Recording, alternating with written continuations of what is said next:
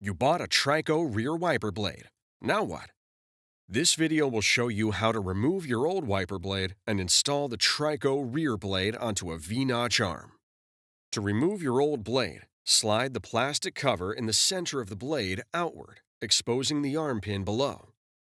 Push the blade down until it disengages from the arm. Now that the old blade is removed, it's time to install your new blade. First, remove the plastic protector from the blade rubber. Then, locate adapter G.